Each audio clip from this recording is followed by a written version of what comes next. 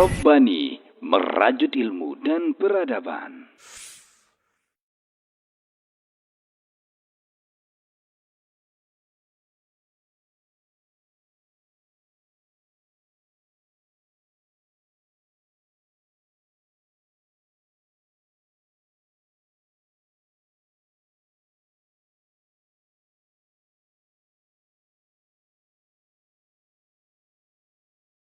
Assalamualaikum warahmatullahi wabarakatuh.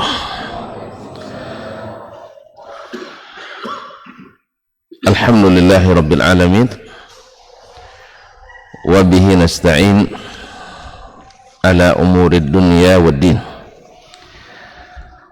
Ashhadu an la ilaha illallah wahdahu la syarika lah, waliyus salihin wa khaliqul khalqi ajma'in wa razikuhum wa ma min dabbatin fil ardi illa 'ala Allahi rizquha wa ya'lamu mustaqarraha wa mustawda'aha kullun fi kitabim mubin.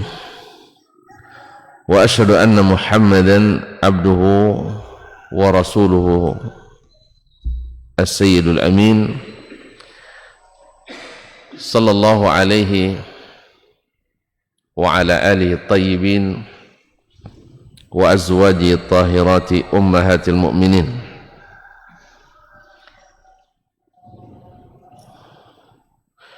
wa sahabatihi al-abrar al-akramin wa tabi'ina lahum bi ihsan ila yaumiddin.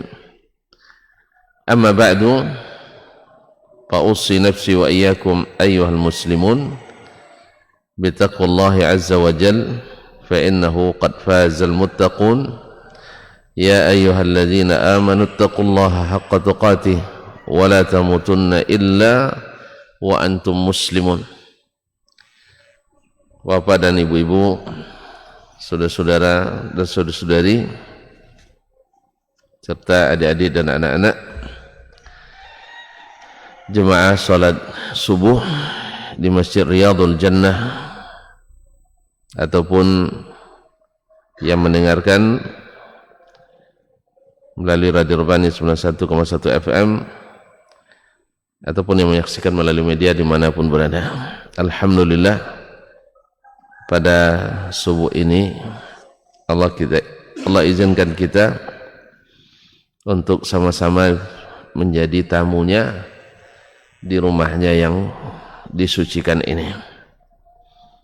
Mudah-mudahan pertemuan dan perkumpulan yang dirahmati dan diberkahi, dan semoga juga di saat kita berpisah nanti Allah jadikan dosa-dosa kita diampuni. Oleh sebab itu, mari kita senantiasa mensyukuri segala nikmat yang diberikan oleh Ilahi. Kaum muslimin dan muslimat yang rahmati Allah SWT, selawat dan salam sama-sama pula kita sampaikan dan ucapkan kepada Nabi besar junjungan alam, Nabi besar kita Muhammad sallallahu alaihi wasallam, yang mudah-mudahan dengan senantiasa mengaji kita senantiasa sering berdoa untuknya dengan doa yang terbaik yang diajarkan oleh Allah Subhanahu wa ta'ala langsung. Innallaha wa malaikatahu yusalluna 'alan nabi ya ayyuhalladzina amanu sallu 'alaihi wa sallimu taslima. Sesungguhnya Allah dan para malaikatnya bersalawat kepada Nabi, maka wahai orang-orang beriman,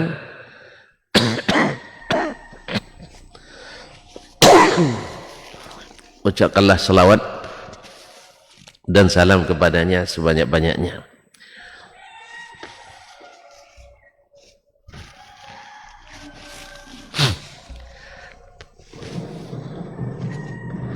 Ma'asyar muslimin, ma'asyar muslimat,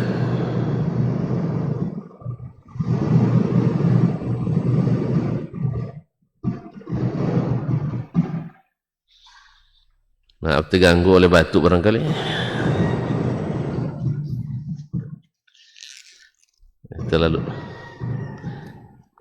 Terlalu tinggi getarannya.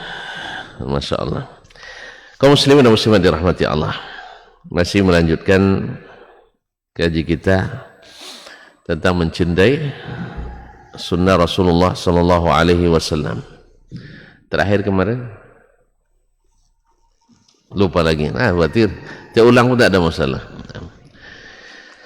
Kaum muslimin dan muslimat dirahmati Allah, di antara tanda dan bukti bahwa kita mencintai Nabi dan sunnah Nabi sallallahu alaihi wasallam adalah ikut menebar dan menyebar sunnah-sunnah Nabi alaihi salatu wassalam. Sudah merupakan sesuatu yang dimaklumi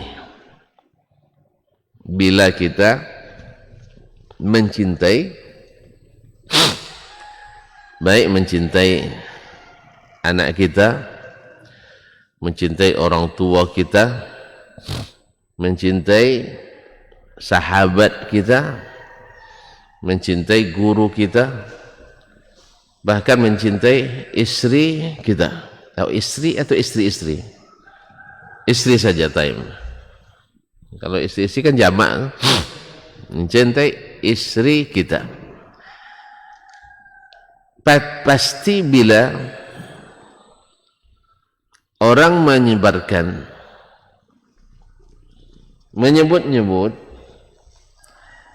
menghormati, meninggikan, mengajarkan apa yang dikatakan atau dilakukan atau diperintahkan atau dianjurkan oleh yang kita cintai itu, pasti hati kita senang dan bahagia. Misalnya ketika di majelis ini misalnya saya menyebutkan perkataan siapa misalnya, anak tuan-tuan misalnya, Masya Allah ada ungkapan yang indah dari seorang anak didik kami bernama si Fulan. Itu anak saya tuh katanya kan, ya. Maka hati sang anak, sang ibu atau sang bapak pasti akan merasa bahagia. Apalagi bila perkataan itu dijadikan sebagai landasan dibuatnya sesuatu kebaikan dan menjadi landasan ditolaknya berbagai keburukan dan kemaksiatan, pasti hatinya bergembira, senang. Bila misalnya disebutkan bahwa ini adalah hasil temuan atau hasil penelitian dari si Fulan, ternyata si Fulan itu ketua pengurus masjid kita Riyadul Jannah, ya kan? Maka akhirnya misalnya pemerintah atau aparat mendapatkan cara terbaik untuk memberantas dan mengentaskan kemiskinan di lingkungan masjid ini misal, dan pemikiran ini diadopsi dan dilaksanakan dimanapun di dunia. Gimana itu? Senang luar biasa. Jangankan itu, masuk aja di YouTube, ya, masuk gambar kita di YouTube atau gambar orang kampung kita di YouTube, ikut antrian beras atau antrian minyak goreng, nampak, itu ibu si Fulan itu katanya, jamaah Masjid Riyadul Jannah, tersebar kemana-mana. Apalagi kalau diwawancarai oleh wartawan, itu sangat bahagia. Oleh itu kaum muslimin dan muslimat, ini tandanya kita menyenanginya. Dan sebaliknya, bila kita membenci seseorang, tidak menyenanginya, bila orang itu ditampilkan atau disebut-sebut, disanjung-sanjung, atau perkataan jadikan alasan dan, ya kan, untuk melakukan sesuatu, Gimana kira-kira tanggapan kita? Hah? Orang yang kita benci? Hah? Pasti kita minimal bersedih, kok dia lagi?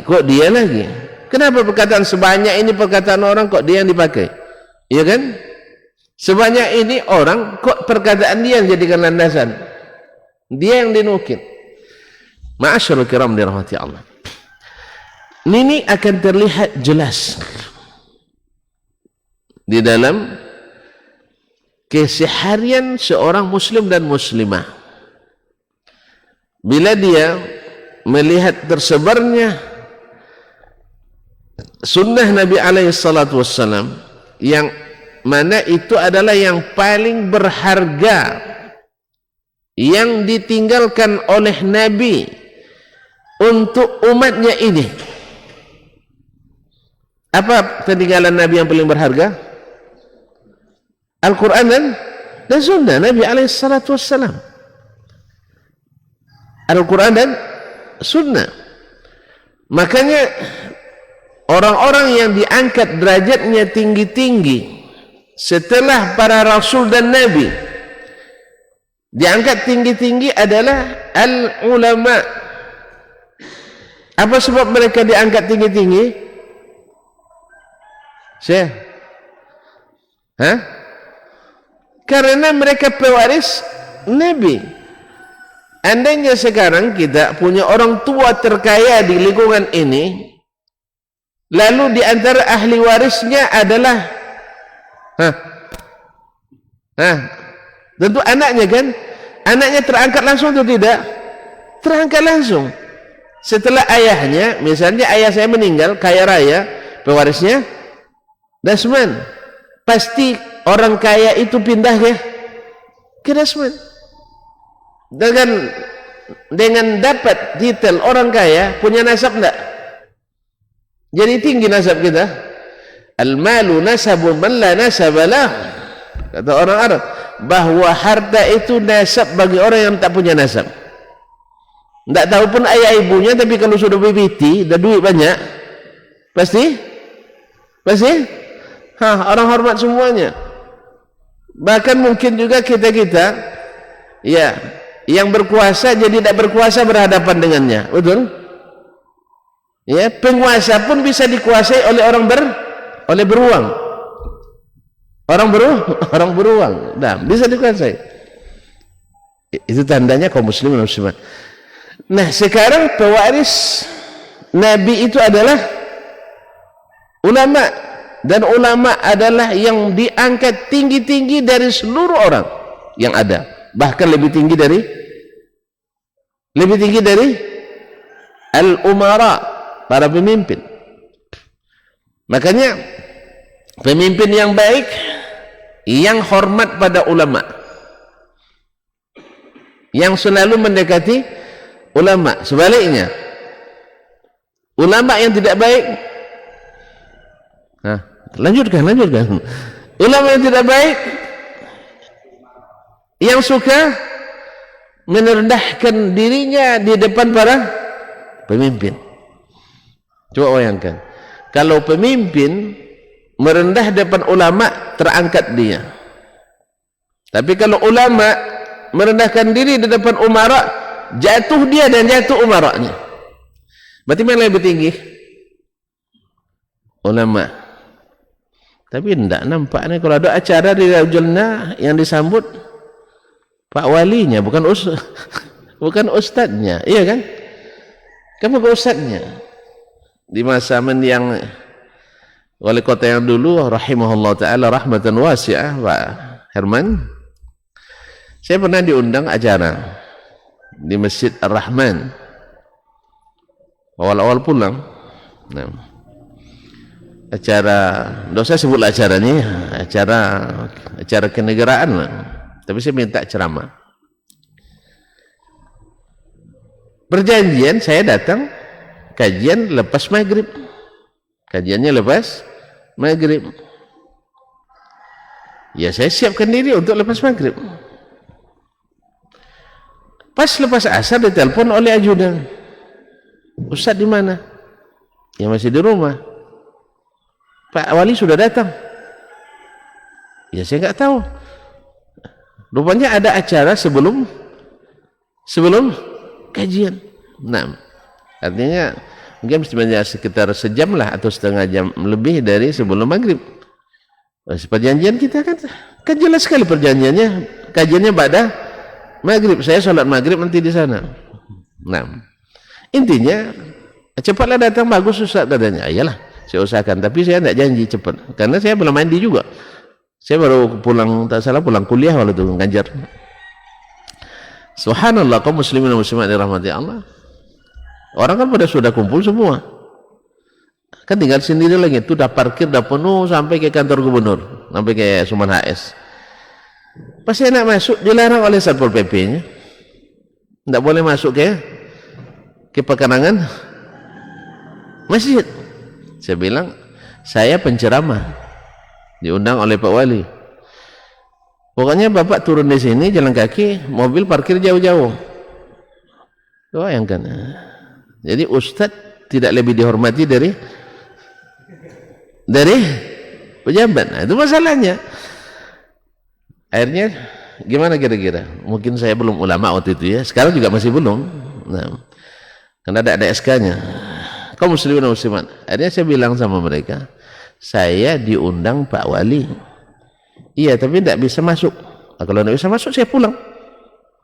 Kalau tidak bisa masuk, saya pulang. Saya nanya, mobil beliau masuk tidak ke dalam? Masuk Pak, karena saya lihat mobilnya nampak kan. Kalau boleh masuk mobil beliau, mobil saya wajib masuk. Kalau tidak, saya pulang, Anda tanggung jawab. Saya tidak memerlukan. Ya, mohon maaf ya. Saya akan pasti akan ditelepon lagi, mana? Saya dilarang masuk. Kan itu jawabannya. Saya melarang, Satpol PP. Biarin, tahu rasa dia nanti. Intinya mohon maaf. Ya, mohon maaf. Jadi, Ustadz, di masa-masa ilmu tidak dihormati, tentu tidak akan dihormati. Padahal seharusnya kan kalau sudah Ustadz, nggak usah lagi ditanya-tanya. Oh ya, silakan kan. Karena acaranya acara kajian tabligh akbar. Siapa bintangnya di situ? Ustadz. Tapi tetap juga pejabat yang punya ini. Oleh itu kaum muslimin dan muslimat, sebenarnya saya ingin, kalau sempat memang tidak boleh masuk, saya nak kasih pelajaran juga sama Pak Wali waktu itu. Ya mumpun beliau sudah meninggal, dia berani bilang sekarang. Dulu juga sudah saya bilang. Jadi kasih pelajaran bahwasanya kalau dibeda-bedakan, saya tidak masuk waktu itu. Ya. Kenapa? Harusnya awak yang disebutkan, ternyata bukan. Nah, jadi gitulah kaum muslimin dan muslimat dirahmati Allah. Jadi pemimpin yang terbaik adalah yang menghormati manusia terbaik setelah Nabi SAW. Karena mereka yang mewarisi warisan termahal. Makanya Imam Al-Ghazali rahimahullah menyebut ulama yang baik itu adalah yang tidak merendahkan diri ke depan penguasa.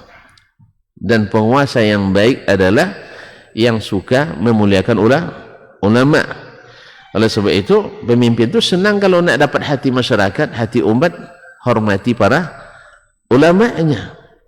Dan ulama mudah untuk dapatkan hati umat bila dia punya izzah di depan penguasa. Izzah di sini jangan salah tafsirkan, melawan itu tidak izzah namanya itu.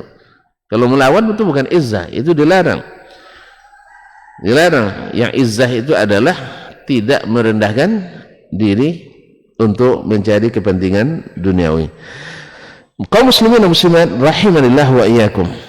Kembali ke kita. Bila sunnah Nabi SAW yang ia adalah merupakan warisan Nabi yang paling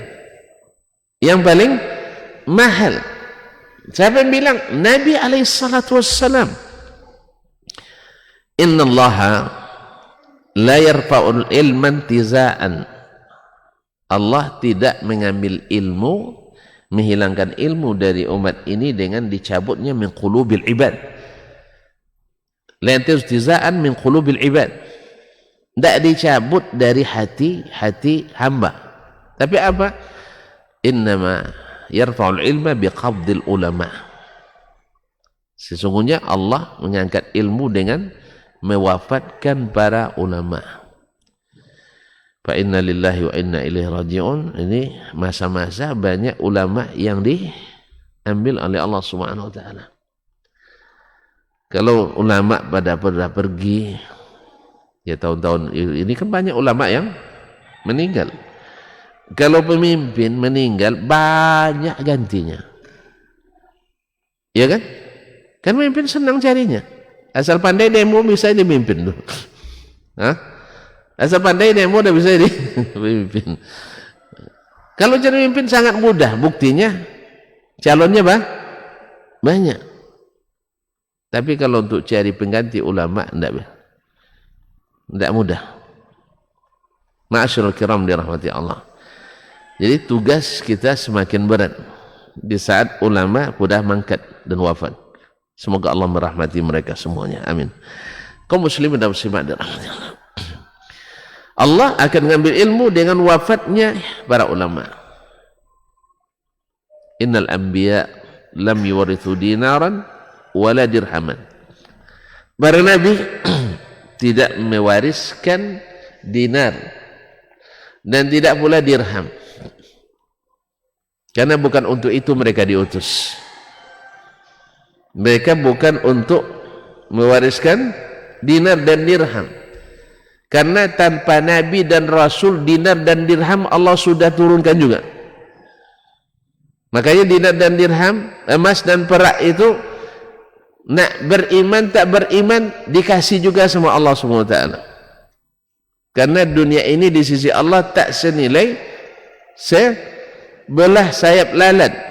Pernah jual? Cobalah bawa ke pasar, ditawarkan, kumpulkan nanti sayap-sayap lalat itu, buka lapak. Nah, tulis sayap lalat sakti misalnya.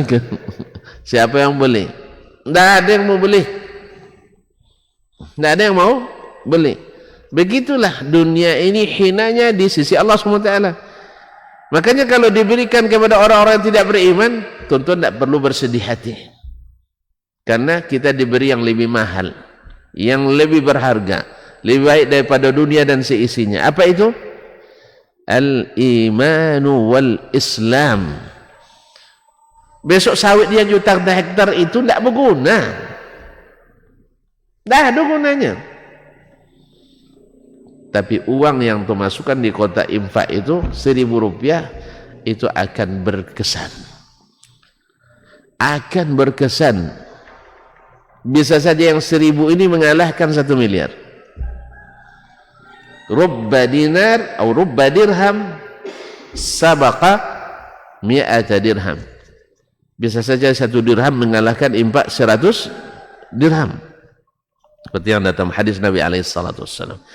Jadi yang termahal yang ditinggalkan Nabi itu adalah dinar. Hah? Apa yang pertama tadi? Al-ilmu. Innama warathul ilmah. Yang diwariskannya adalah ilmu. Man akhadha bihi akhadha bihawdin wafir. Siapa yang ngambil bagian sebanyak apapun, walaupun sedikit, 1 hadis, 2 hadis, dia sudah dapat bagian yang sangat banyak. Apalagi kalau kita semakin banyak mendapatkan warisan itu. Nah, kaum muslimin dan muslimat dirahmati Allah, kalaulah ini yang menjadi warisan utama Nabi SAW, siapa yang ngambilnya diangkat Allah SWT, maka dia adalah warisan terbaik. Dan di saat kita mendengar, misalnya, kenapa pula itu anak-anak masih muda pirajin ke masjid pula? Tunggulah masa tua dulu, habiskan masa muda. Lalu dikasampaikan kepadanya, itu adalah sunnah Nabi SAW. Oh, sunnah Nabi, alhamdulillah. Saya tadi salah sangka. Saya kira yang ke masjid itu hanya orang-orang ya lawan muda dong. Lawan muda apa? Ya tua.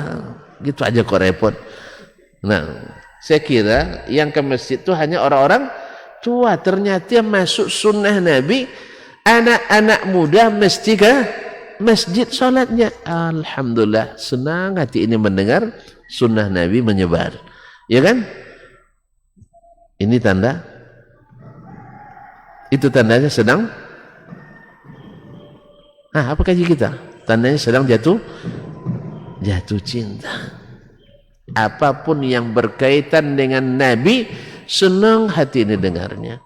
Kata dia bilang, bila perkataan seseorang dinukil, orang yang kita cintai, kata dia sudah di mukaddimahnya tadi, Masya Allah, anak-anak muda di Riyadul Jannah itu semua sholat di masjid 5 waktu. Lalu dibilang oleh ibu yang lain, itu kan karena suami ibu ini pengurusnya. Kira-kira ibunya bangga enggak? Bangga enggak? Bangga apa enggak? Suaminya dibilang punya jasa, buat kebaikan, bangga enggak? Ibu bangga enggak? Enggak ya? Oh, sedang tidak senang sama suaminya. Pasti itu. Kalau sempat dia suaminya disebut, pandai di luar aja. Di dalam enggak terurus. Kalau udah gitu, ibu sedang tidak senang pada suami. Kan ada gitu kan? Ada orang, Masya Allah, suami atau istrinya dapat predikat pegawai teladan. Ucapkan selamat misalnya sama suami atau istrinya, selamat Pak ya, ibu dapat predikat pegawai teladan. Lalu komentarnya apa misalnya? Tidak ada orang yang bisa, tidak ada yang bisa teladan di luar dan di dalam. Kira-kira gimana? Tidak paham. Tidak ada orang yang bisa bagus prestasinya di dalam atau dan di luar. Tidak paham. Ini Pak yang jelaskan ya kalau ini. Maksudnya dia teladan di kantor, di rumah. Itu maksudnya. Kalau komentarnya, tidak ada orang yang bisa bagus dua-duanya di luar dan di dalam rumah. Memang di kantor hebat, di luar, di rumah. Nah itu. Kalau itu komentarnya kira-kira sedang cinta atau sedang tidak cinta ya? Sedang tidak cinta waktu itu, pasti itu. Makanya jangan dilanjutkan lagi, besok lagi diucapkan. Jangan sekarang. Sekarang dia sedang tidak menikmati. Apa pasal? Mungkin sedang tidak enak hati. Jadi tidak selamanya ucapan selamat. Dia tidak selamat membuat perasaan senang enggak? Karena sedang tidak cinta. Nah sekarang kalau kita bawa hadis Nabi, sunnah Nabi sallallahu alaihi wasallam ke hati-hati yang sedang tidak cinta dengan Nabi, senang dia dengarnya. Sunnah kan dia kan? Kan itu benar. Kalau orang senang melihat sunnah Nabi sallallahu alaihi wasallam disebarkan, pasti dia merasa bahagia. Pasti merasa bahagia. Tapi kalau orang tidak, enggak itu aja yang sunnah katanya. Terus yang mana sunnah? Sama dengan apa? Dengan suami yang nak nikah lagi kan dibilangnya sunnah itu dek katanya. Itu sebesar-besar pintu bagi adik nak masuk surga katanya. Memang abang sunnah itu nikah aja katanya. Yang sunnah lain kan masih banyak belum katanya. Iya enggak? Kan termasuk sunnah juga abang kasih hadiah ke saya setiap pekan di luar uang belanja. Mana hadiahnya? Iya kan? Sunnah juga abang bawa saya pergi umroh bulan Ramadan katanya. Ini sejak kita menikah, jangankan umroh Ramadan, haji belum daftar lagi katanya. Abang nak nikah pula cerita. Ya gitu, sedang tak senang atau sedang senang itu. Jadi kaum muslimin dan muslimat dirahmati Allah, ibu pasti tak senang dengar cerita itu kan? Kan ibu pasti tak senang dengar suami cerita tentang nak bersuami beristri lagi, pasti tak senang. Makanya tak senang dengannya.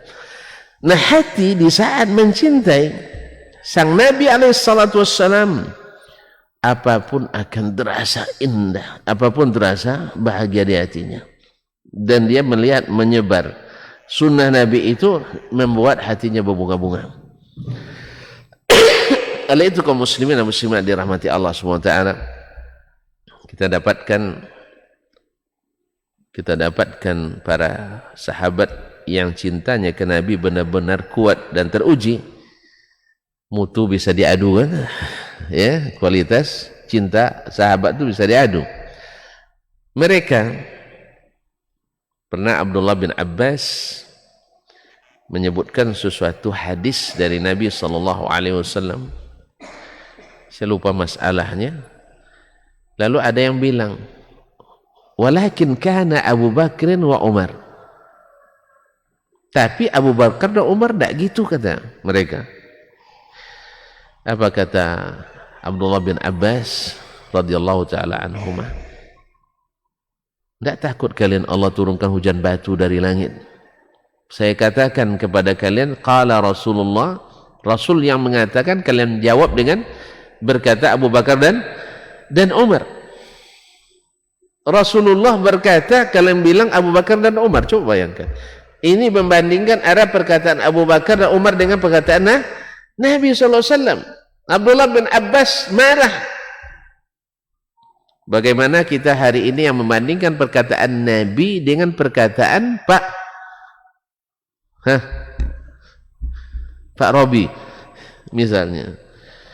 Nabi SAW dengan perkataan Abu Bakar dan Umar saja tidak bisa diadu, tidak lawan.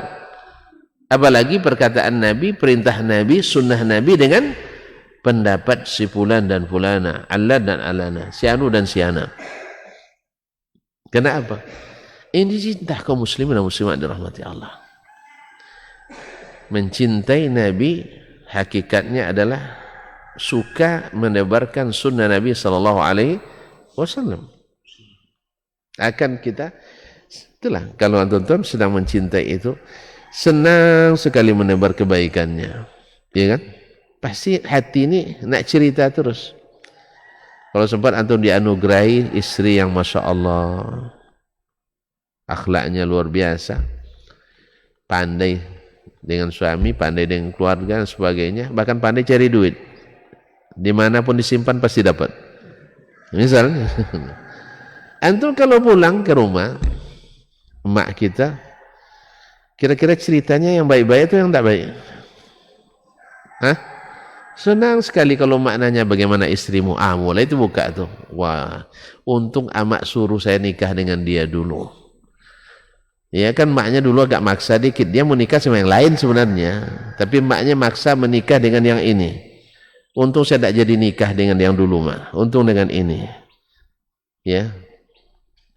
Rugi saya kalau tak dapat dia. Bahkan rugi kenapa terlambat nikah dengannya. Nah, cerita mulai banyak itulah. Tapi jadilah kalau sedang tak cinta, nanya-nanya mamak tentang itu katanya. Bikin pusing kepala aja. Bikin nak muak saya, nak muntah saya kalau dengar nama. Jadi kaum muslimin dan muslimat, inilah yang mencintai Nabi dengan sebenar-benar cinta itu suka ditebarkan sunnah Nabi sallallahu alaihi wasallam dan dia tidak mau ganti dengan yang lain. Makanya ma'asyiral kiram dan inilah tanda cinta yang sesungguhnya. Tidak suka dengan yang bertentangan dengan yang dicintainya itu Rasulullah sallallahu alaihi wasallam. Oleh itu seperti dalam kajian kita sebelum ini, mencintai Nabi itu ya mestilah dengan mengikutinya.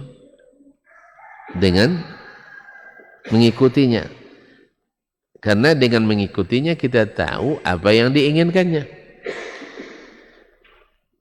Tidak seperti sebagian ahlul ahwa, sebagian orang yang mengikuti hawa wa ahlul bidah.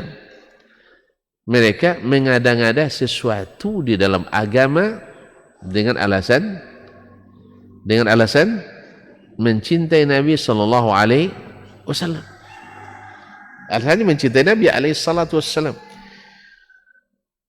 Padahal Nabi kita alaihi salatu wassalam dengan jelas mengatakan man ahdatsa, siapa yang mengada-ngada fi amrina, dalam urusan kami ini. Urusan Nabi kemarin ngurus apa? Ngurus pendapatan? Bukan itu. Ngurusnya adalah agama yang mengatur segalanya. Ma laysa minhu fahuwa raddun, yang tidak termasuk di dalamnya ditolak. Imam Malik menafsirkan hadis ini dengan perkataannya ma lam yakun dinan fi zamanin Nabi sallallahu alaihi wasallam la yakunu dinan fi zamanina. Imam Malik, imam mazhab Maliki, Imam Darul Hijrah, wafat 179 Hijriah, dari generasi tabaul atba, atau atba'ut tabi'in, tabi'it tabi'in, karena gurunya Nafi' Az-Zuhri adalah generasi tabi'in. Nah, beliau katakan sesuatu yang belum jadi agama di zaman Nabi tak boleh masuk bagian agama di zaman kita. Karena apa? Karena segala sesuatu yang diada-adakan dalam agama tertolak. Sekalipun dianggap baik oleh yang melakukannya. Tadilah cinta. Jadi kita senang bila sunnah Nabi SAW menebar dan segala yang berhadapan atau bertentangan dengannya, maka itu diganti dengan yang datang dari Nabi SAW. Ma'asyiral kiram dirahmati Allah. Tapi subhanallah memang iblis pandai mengelabui, pandai menipu. Kalau tidak pandai menipu, tidak, syaitan namanya.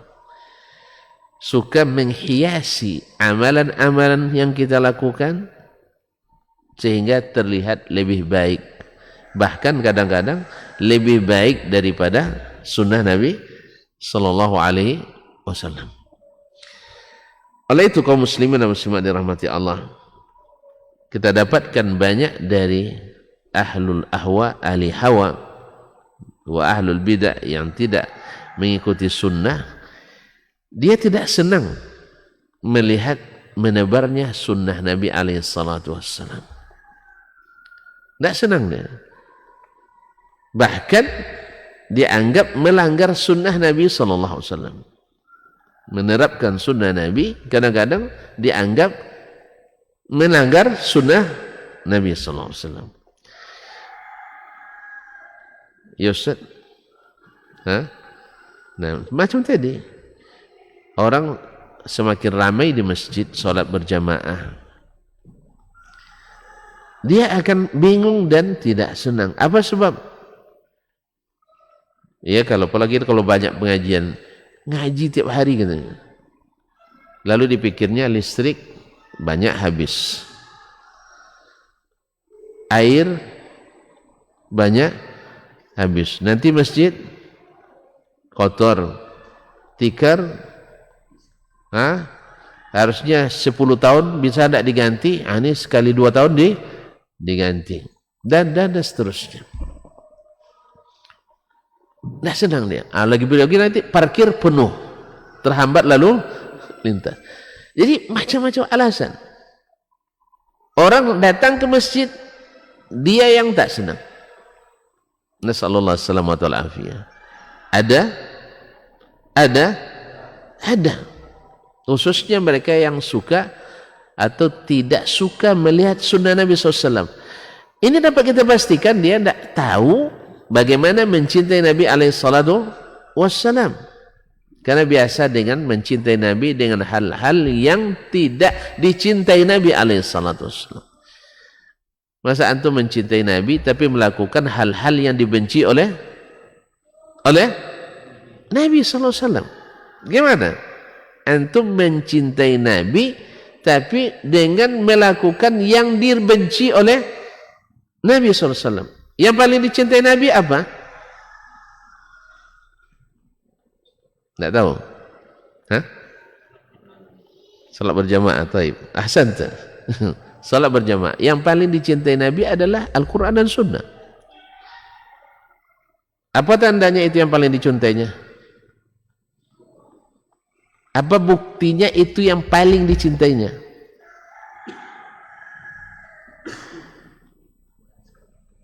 Itu yang ditekankannya ketika akan meninggal. Ibu kalau meninggal besok akan meninggal, yang paling ibu ingat itu apa?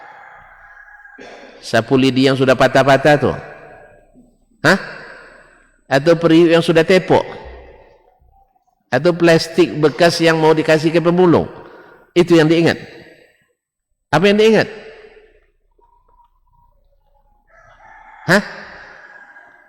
Pasti yang diingat yang paling dicintai, yang paling dinilai, yang paling berharga. Iya kan? Jelas Ustaz? Jelas tak? Nah, yang paling bahagia. Kemudian mengingatkan jangan sampai dilakukan oleh anak-anaknya yang paling dia tidak suka, yang paling dia tidak senangi. Bukankah begitu? Cobalah mati dulu, biar antum tahu itu apa yang teringat ketika meninggal itu. Pasti yang paling dikhawatirkan dan yang paling dicintai. Ibu akan meninggal, apa misalnya yang teringat? Nah, jangan lupa doakan ibu. Iya kan? Iya, karena itu yang paling cintai. Jangan lupa ya, utang ibu di warung ada sekian, jangan lupa dibayarkan. Ini mengkhawatirkan. Karena paling mengkhawatirkan. Betul kan? Kemudian bilang sama ibu, bilang sama ayahmu jangan. Masya Allah, itu bahaya tuh, wasiat tak bisa nih. Jangan menikah lagi ya, itu tidak boleh wasiatkan itu. Nah, kalau diwasiatkan pun wajib dilanggar itu, wajib dilanggar. Kalau ada bapak-bapak yang dapat wasiat dari ibu istrinya akan meninggal, ya ditulis pakai notaris pun ditulis dilarang menikah setelah istri meninggal, itu wajib dilanggar karena wasiat yang bertentangan dengan syariat wajib diadakan. Misalnya kalau ada nanti, kadang-kadang kan banyak orang mewakafkan tanah untuk masjid, dia tidak mengetahui, tidak berilmu, lalu diwasiatkannya, kalau saya meninggal kubur saya di mihrab masjid supaya setiap imam ngaji terdengar terus oleh saya, katanya. Dia nggak tahu bahwa amalan dah terputus bila napas sudah terputus. Nak ngaji orang, nak azan orang, ya walaupun khilaf ulama apakah orang yang sudah mati mendengar kita lagi atau tidak, khilaf dalam masalah ini. Apakah itu khusus untuk Nabi atau berlaku umum untuk seluruh kaum muslimin, khilaf. Wallahu a'lam, saya lebih cenderung dan lebih kuat berdasarkan dalil adalah mereka tidak mendengar apa-apa lagi kecuali yang diizinkan Allah Subhanahu wa ta'ala. Ya kalau masih bermanfaat baginya mendengar azan setelah meninggal, tidak apa-apa kita meninggal cepat kan. Meninggal dalam keadaan kafir itu tidak ada masalah nanti, sebab dia masih bisa bersyahadat di kubur. Kan masih bisa bersyahadat kan ini logikanya. Andainya suara azan yang dia dengar, suara imam yang dia ikuti, didengarkannya setelah dia mati, bermanfaat baginya, tidak adanya bermanfaat, berarti orang-orang yang sudah mati pun, mati kafir pun bisa juga bersyahadat setelah mati nanti. Oh, tidak ada dalilnya Ustaz, tidak boleh. Oke, tidak boleh. Tapi orang-orang yang mati dalam maksiat tapi muslim, berarti nanti jadi orang saleh nanti selama di kuburan. Kalau bisa begitu, kenapa minta balik lagi mereka? Kalau memang bisa bermanfaat, kenapa minta pulang lagi? Tidak ada dikecualikan yang dikubur dalam masjid, yang dikubur di mihrab, tidak ada pengecualian. Semua terputus. Oleh sebab itu, kalau ada wasiat seperti ini, ya kepada ahli waris, menurut dalil wajib untuk tidak ditunaikan. Apa pasal? Karena Nabi larang kita salat menghadap kuburan. Nabi melarang menjadikan kuburan sebagai tempat-tempat beribadah. Mana tahu misalnya yang pewakaf berwasiat kuburkan saya di mihrab masjid, maka yang seperti ini kan dia ini yang paling dia senangkan sebenarnya kan, maka kita katakan boleh tidak diikuti wasiat tersebut, karena ada wasiat yang lebih tinggi daripada itu, wasiatnya Rasulullah sallallahu alaihi wasallam menjelang meninggalnya, la tattakhidhu qabri idan, jangan kali jadikan kuburan kau sebagai tempat berhari raya. Para ulama hadis menyebutkan makna berhari raya yang dikunjungi secara rutin dalam waktu-waktu tertentu dan beramai-ramai.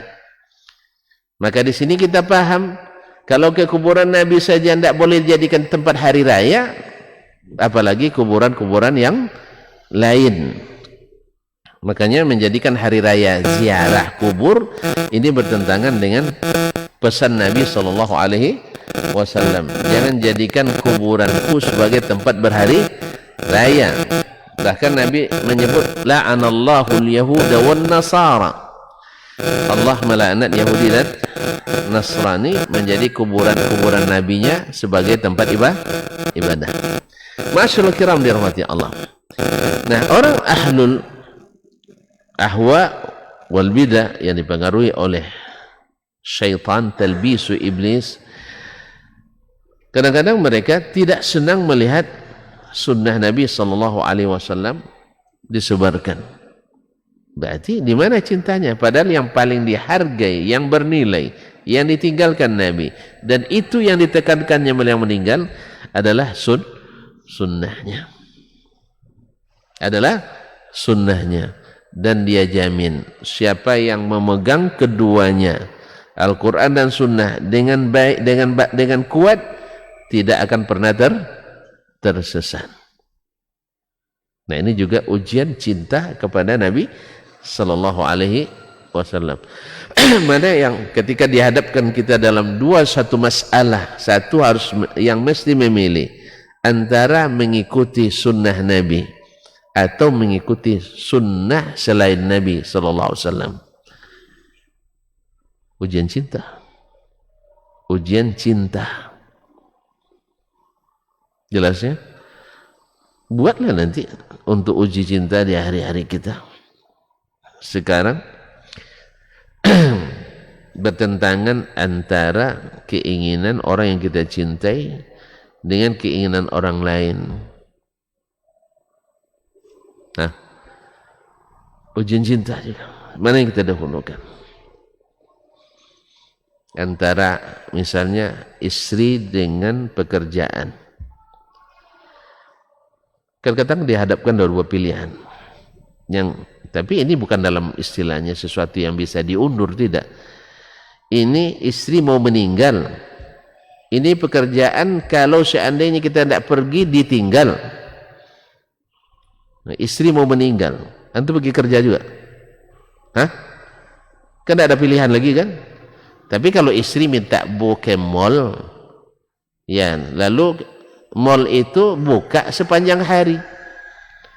Kerjaan waktunya terbatas. Apa dia jalan melobi yang nanti kita perginya malam aja. Pasal malam harga lebih murah. Misal, andai merayu. Ini tidak bertentangan. Ini kan bertentangan. Kalau ini dibuat, ini lewat. Ini dibuat, ini lewat. Di sini terlihat cinta. Terlihat cinta. Ma'asyarul kiram dirahmati Allah. Jadi kemudian mencintai seseorang dengan sesuatu yang dia tak suka, kira-kira cinta diterima atau ditolak? Cinta diterima atau ditolak? Ditolak. Antum nak menghormati kawan dengan makanan misalnya, ya, syukuran kita karena suatu prestasi, lalu ajak kawan makan. Ajak kawan makan, dan antum tahu dia tidak suka menu tertentu. Misalnya karena dia orang Sumatera yang suka pedas, dibawa ke warung-warung, warung Solo, Jogja, yang serba gudeg misalnya, yang serba manis. Kira-kira dia menikmati atau tidak? Tidak menikmati dia. Nanti setelah makan kesannya gimana? Kesannya gimana? Masih tidak. Apalagi kalau yang tidak bisa dia makan sama sekali. Antum tidak tahu tensinya tinggi, bawa masa makan kambing. Misal, walaupun ini sebenarnya anekdot saja. Kambing sebenarnya tidak ada hubungan dengan darah tinggi. Ya, buktinya orang-orang sana seekor 4 orang. 5 orang biasa aja. Awak 5 RT naik darah. Karena dapat bagian sedikit itu masalahnya. Ya, karena dapat bagian sedikit naik darah. Itu mungkin. Coba odak yang banyak dalam lagi kan. Jadi kaum muslimin dan muslimat. Jadi kita Ya, bila melihat sunnah itu disebar dan dipakai orang, hati ini senang. Tapi bila tidak, berarti cinta sedang terjejaskan.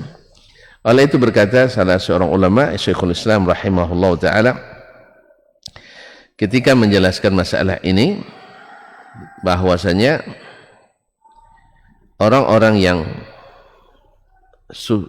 yang non sunnah atau ahli bid'ah tidak suka orang-orang yang menyebarkan sunnah Nabi SAW, pasti tidak suka.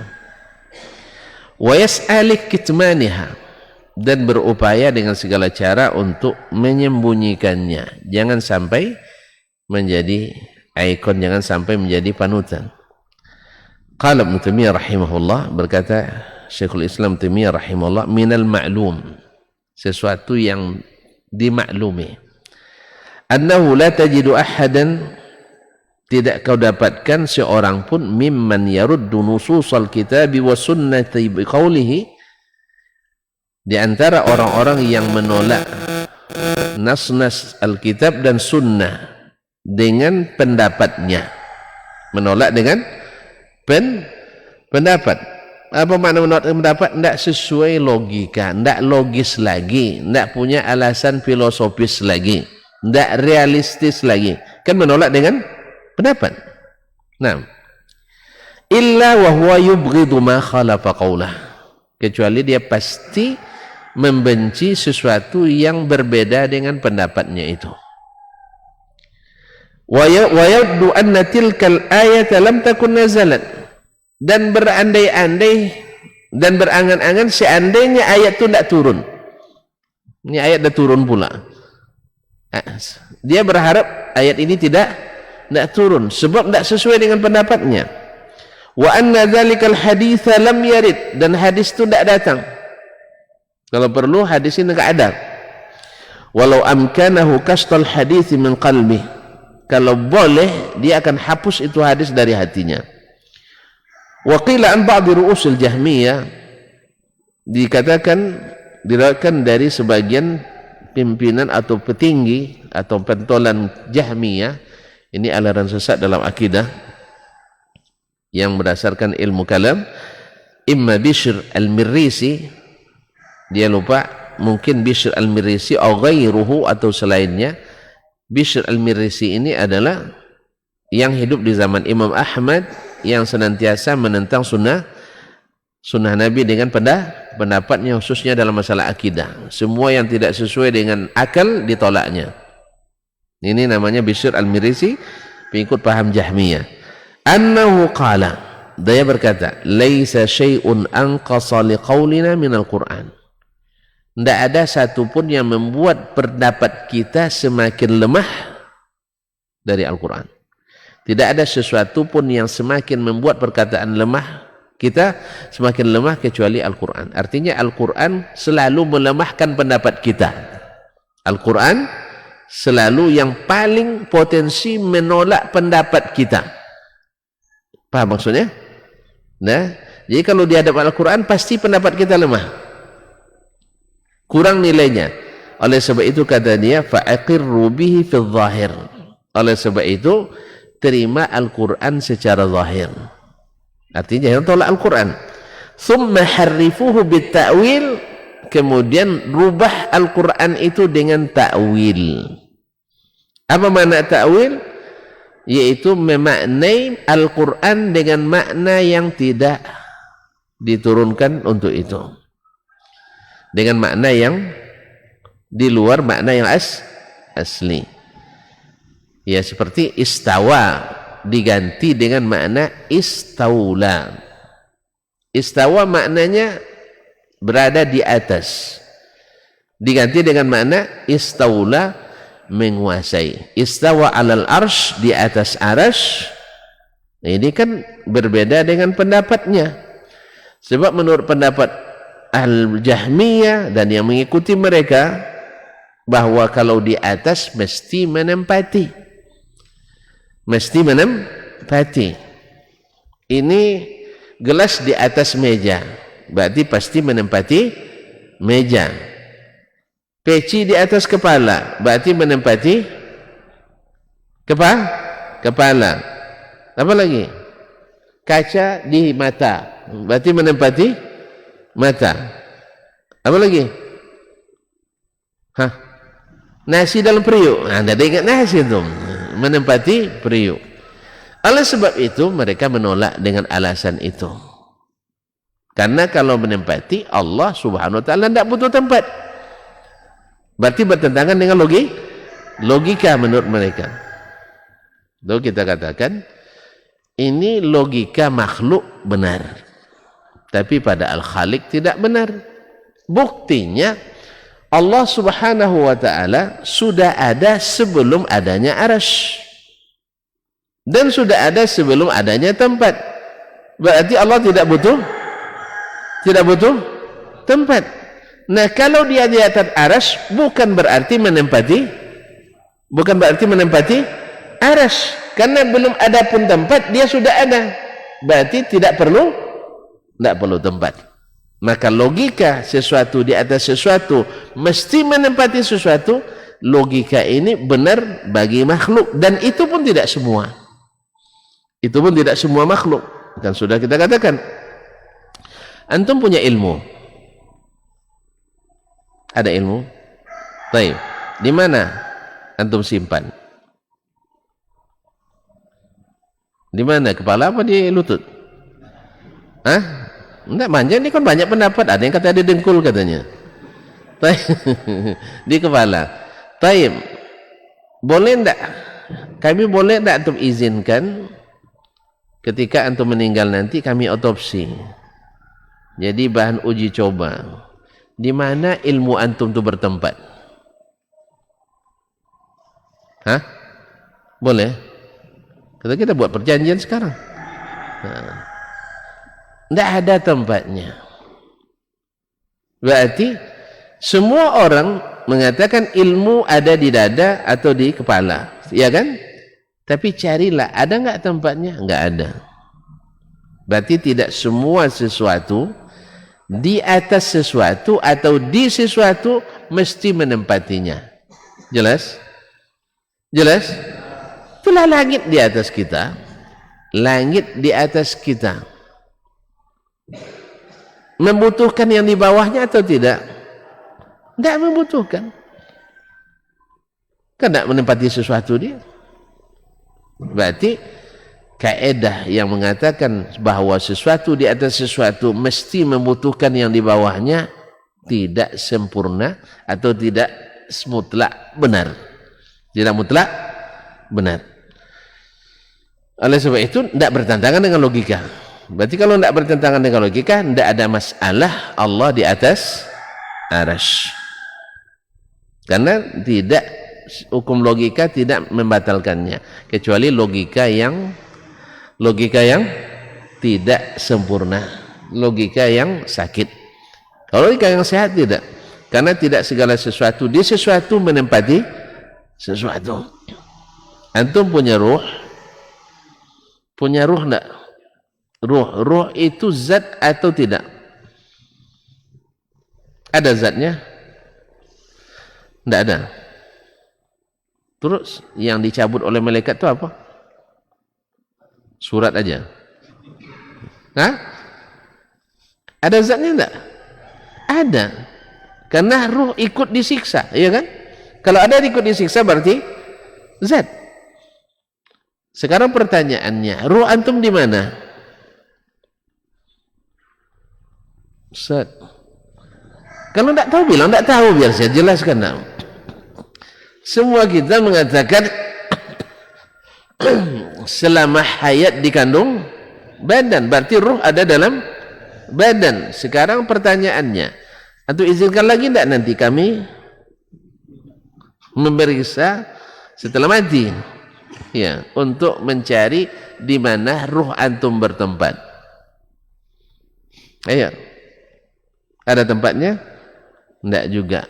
Berarti tidak semua sesuatu di sesuatu mesti membutuhkan tempatnya. Jelas? Kalau demikian, berarti logika yang mengatakan kalau Allah di atas mesti butuh kepada yang di bawahnya, logika yang tidak benar. Oleh sebab itu batal demi hukum. Batal demi hukum.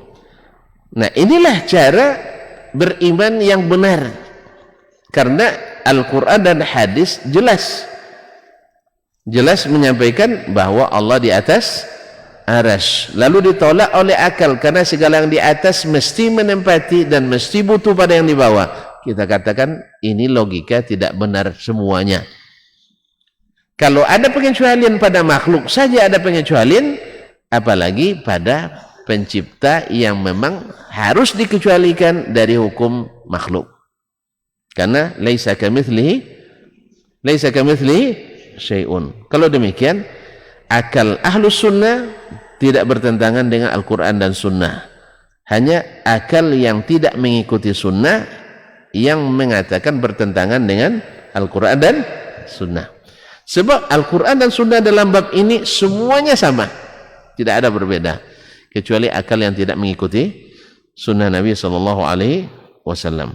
Nah, maka dia katakan tidak ada yang paling menjatuhkan harga pendapat kita dari Al-Quran. Oleh sebab itu terima secara zahir, maka tidak akan ada orang menolak Al-Quran. Kami beriman Al-Quran, iya, beriman pada Ar-Rahman Al-Istawa, beriman, tapi tidak itu maknanya. Oleh sebab itu harifu bita'wil, rubah dia dengan ta'wil. Wa yuqal innahu qala, dikatakan bahwa dia berkata idza ihtajju alaikum bil hadis faghalituhum bit takdzib. Bila orang-orang ahli hadis itu berhujjah, ahli sunnah itu berhujjah kepada kalian memakai hadis, maka dustakan hadis itu, salahkan hadis itu, karena dia tidak mungkin masuk. Akhirnya mereka menolak hadis-hadis yang tidak masuk akal. Menolak Al-Quran kan kafir jadinya katanya. Menolak hadis dengan apa? Dengan syubhat, bisa saja mereka selamat, walaupun sebenarnya tidak selamat. Wa idza ihtajju bil ayat faghalituhum bit ta'wil. Bila mereka berhujjah dengan ayat-ayat Al-Quran, maka salahkan mereka dengan ta'wil. Makanya selalu bahasanya alul kalam itu, alul jahmiyah, umumnya kalau menuduh ahli sunnah itu dengan perkataan tidak berakal, tidak menggunakan otak, bodoh, dungu, dan seterusnya, jumud. Itu selalu keluar kata-kata dari ahli-ahli al-kalam terhadap ahli sunnah. Jadi tidak menggunakan akal, tidak pandai berlogika, wawasan sempit, pikiran picik, tidak tahu makna, dungu, bahkan ada yang mengatakan ngigau. Kenapa? Karena ini memang cara-cara jahiliyah dulu menjatuhkan dakwah Nabi dengan menghina, mencaci, mencela dan merendahkan. Padahal sebenarnya kalau benar kita mencintai Nabi SAW, pasti perkataan Nabi, perbuatan Nabi, anjuran Nabi, bahkan cara berpakaian Nabi, cara makan Nabi menjadi sesuatu yang sangat kita prioritaskan dan sangat kita populerkan dan sangat kita gandrungi dan kita ikuti. Barangkali sampai di sini. Nah, lihat aja nanti kita lebih mendahulukan pendapat atau lebih mendahulukan sunnah Nabi SAW, karena pesannya menjelang wafat itu pegang teguh keduanya. Ternyata kita masih ragu-ragu untuk berpegang kepadanya. Terima kasih dan mohon maaf, mudah-mudahan bermanfaat. Ada pertanyaan? Waktu udah lewat ya. Bilang aja nggak ada, ya bilang aja nggak ada biar nggak lama lagi. Nah, terima kasih. Wallahu taala alam. Wassallallahu ala nabiyyina Muhammad wasallam. Wassubhanakallah bihamdik. Asyhadu an la ilaha illa anta. Astaghfiruka wa atubu ilaik. Wassalamualaikum warahmatullahi wabarakatuh.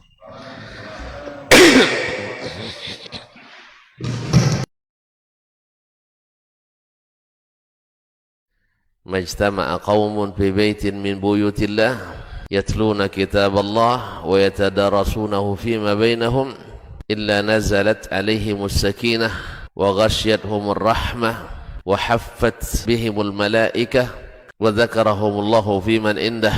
Tidaklah suatu kaum duduk di salah satu rumah Allah membaca ayat-ayat Allah dan sama-sama mempelajarinya kecuali turun kepada mereka as-sakinah, ketentraman dan kenyamanan. Wa ghasyiyatuhumur rahmah, dan mereka diliputi pula oleh rahmat, kasih sayang dari Allah Subhanahu wa taala.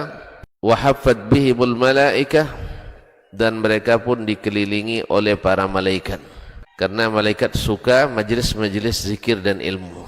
Wa dzakarahumullahu fi man indah, dan Allah akan banggakan sebut-sebut mereka di kalangan malaikat-malaikat yang ada di sisinya, di masyarakat atas. Mudah-mudahan kita termasuk yang sering disebut-sebut di sisi Allah di kalangan para malaikat, dan di akhir majlis ini mudah-mudahan kita pula mendapatkan seperti yang tersebut dalam hadis qudsi, qumu maghfuran lakum, silahkan berangkat meninggalkan majlis ini dalam keadaan diampuni dosa-dosa kalian.